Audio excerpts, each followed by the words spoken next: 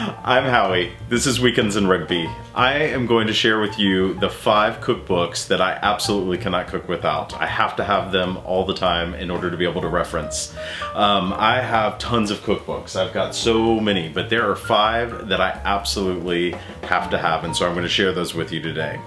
The first one is The Joy of Cooking. Irma Rombauer wrote this many years ago, and this actually was my first cookbook. I learned to cook from this cookbook, and it has everything from how to make a hollandaise sauce to how to devein shrimp.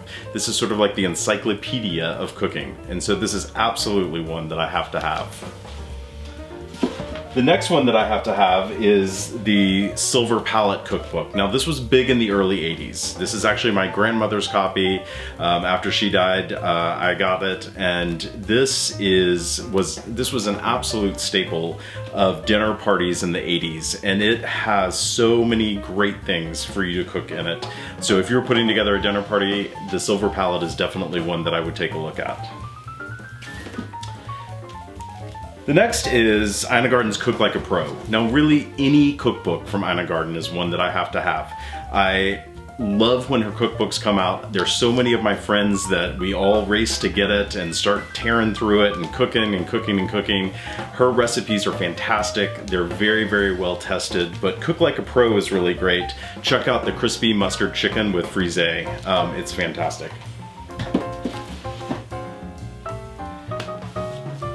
Okay, the next one is a great favorite of mine. I gave it to my mom. I've given it to a number of friends. It's Bon Appetit, y'all. It's by Virginia Willis, and this is a great cookbook. It's full of great tips and things, but there are 2 recipes in it that I particularly love. One is her chicken and dumplings. She's got sweet potatoes in it, and it is so good. But the other one is a highlight of the summer when the corn comes in. Her corn soup with tomato garnish is fantastic, and we absolutely love to make it in the summer when the corn is fresh at the height of the season. It is such a great recipe, so I definitely suggest you get Bon Appetit, y'all.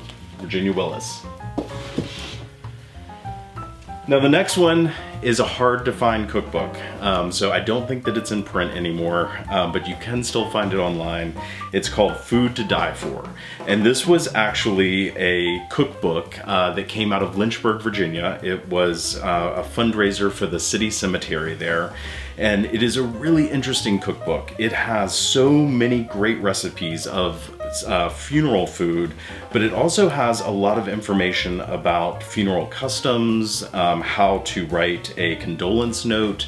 It's got a lot of good information like that. It's a really sensitive subject, but really great recipe book. Some of the recipes that I like to make out of it, it's got a great aspic, tomato aspic. It has the cheese straws that I make come from this cookbook, and it is such a great cookbook. I highly recommend that you look for this. It's Food to Die For, and it's out of Lynchburg, Virginia. Now, those are the 5 cookbooks that I can't cook without, but there is one that's even more important. Now, this is my own notebook that I use for cooking. It has all sorts of stuff in it. I've got dividers in it just like you would have from grade school, and it's broken down things like appetizers, breads, pastas, casseroles, cakes.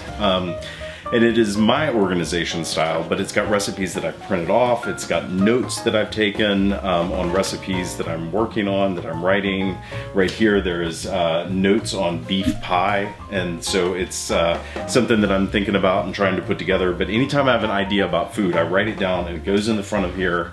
Once it turns into an actual recipe that I'm going to use over and over, then it migrates over here. Now, as you can see, this is a well-worn notebook. It's been taped back together many times, but I recommend starting your own notebook of recipes that you use all the time. So those are the cookbooks that I absolutely have to have in my kitchen. I hope that helps you and that you cook some of those great recipes from these same cookbooks.